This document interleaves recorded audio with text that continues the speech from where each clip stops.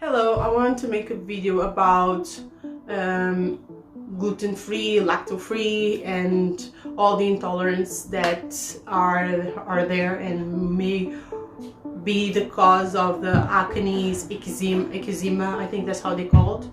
So let's just say a quick story about my 3 kids and myself. So my first son, when he started to eat solid food, he started having a breathing problem, and when we took him to the doctor, they said it was bronchiolitis. I think that's how you say in English. So many times he would be needed to use a mask, so it's like sending a vapor into his nose so he could open up his his lungs. I don't know exactly what that thing was doing. And it would happen so many times, and I needed to understand what was causing it instead of just treating what was happening. And one of the things that we did, and we went to a private clinic, it was doing food intolerant test. And when we did it, we realized that he was intolerant to chocolate, I think a few fruits, I don't remember, but the one that was making most damage was chocolate.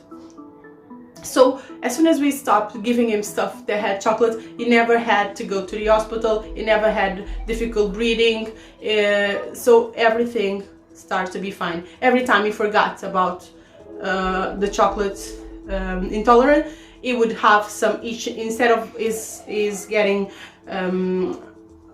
problems with his lung and the breathing, then his skin will get to get itchy and starts to bleed and things like that. So we knew exactly what was happening. So he was intolerant to chocolate. I don't know what is it in chocolate that made him intolerant, but he was. And as soon as we removed it, he didn't have any more problem. My second son, I breastfed him for a long time, and then as soon as I started to introduce milk, but it wasn't the powdery one, it was from the supermarket one.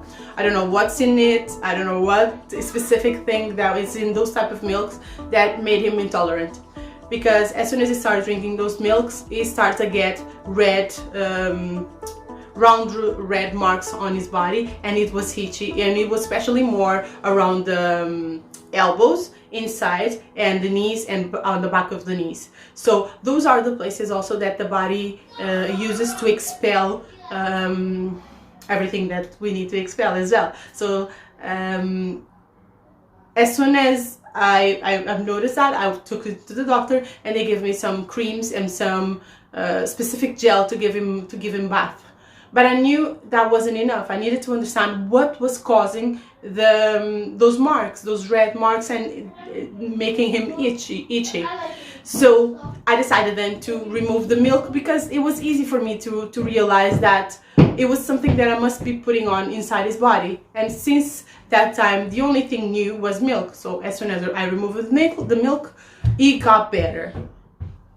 And he didn't have any issues with this calcium or anything. So that was easy. And then on my third child, when I started to introduce him the solid food, he started to have problem on his skin again. And I'm like, oh, what could be? And with this one, the issue was the gluten, because I realized I've took a few things out, I put a few things in, and once I started doing that, I realized that whenever I eat anything that has flour in it or wheat in it, like cookies, bread, cakes, anything related, it would get more itchy, and his skin would bleed. So I removed everything, and it got better. And every time he start eating things that have it, he will even feel fever. Yeah, it will have the same thing. A lot of fluids coming out of his nose. I don't know, but I want to come with a specific name, but it's not coming. So it was kind of the same symptoms as Jordan have, that they call it bronchiolitis, I think that's how you say it.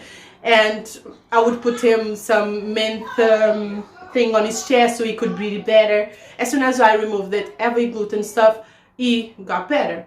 And then I realized that I used to have similar symptoms. Until then, I never thought about myself. And then I start realizing that my belly would be like inflamed, and I would feel gassy, but I never had issues with my skin. That's why it wasn't easy for me to realize that. But I also would feel, but it was mostly when I came to the UK. Before then, I think I was fine, although I had a lot of constipation. But then I said, okay, let me take the all the how you call, all the gluten stuff away. And as soon as I took the gluten stuff away, I never felt it bloated again, and I stopped having gas, because I was always gases. I don't know, emitting gases, you know what I mean. And that also stopped. And the other thing I decided to remove, it was milk and all, like yogurts, cheese, and all those kind of things.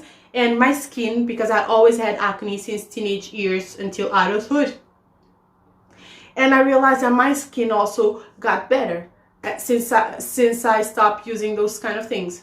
One of the tricky things is because I like cheese and I liked yogurts or anything with milk on it, so it was a hard thing to completely remove. So on and off I would eat those kind of stuffs, and it would show off on my skin and even on my female discharges, because I realized also that whenever I have a very, very clean diet and I drink lots of water, my female discharges, let's call them like that, they are really, really cool. It's nothing. There's nothing. It's non. So women's also, those discharges is one way of our body also clean itself. Okay, so even on our menstrual cycle, that's also a way of our body with the menstruation to also release everything that's not that's toxic as well. So that's another way of our body to clean itself. So those are everything that I've been learning. So that's why this page is called Trinity Evolution. It's because I'm learning to take care of myself. I'm evolving, I'm growing, and it's important to learn everything about ourselves, specifically what is good for me, what is not good for me. And I decided to do this video so you can also think for yourself and make those kind of questions. Do I have any thing in my skin? Is everything okay with me or my kids? If not, it's not about taking a pill or putting a cream on it. What's causing the issues? And trying to take some food away and even do a food intolerance test to check if everything is okay. So yeah, that's it. Instead of treating the symptoms, try to find out the cause of the thing that might be happening. So milk and all things made with milk is one of the issues. Gluten is another one. And what else? I think these are the two that cause more food intolerance. And then there's a lot of others, but I would recommend to do a food intolerance test just to make sure. So eczema, bronchiolitis, all the other things that are out there are caused by anything that we are putting in our body and our body are not in agreement with. Okay, or maybe our digestive system are not in the best shape. So read also about Dr. Sebi, because he explains very well how some food may cause mucus inside the body, and whenever our parts of our body are filled with that mucus, we develop a specific disease. So if it's in the lung, it has a disease. If it's in the ears, you call another one. So study also about Dr. Sebi, learn about health, learn about food, take care of your own body, and yeah, keep growing, keep evolving. See you next time.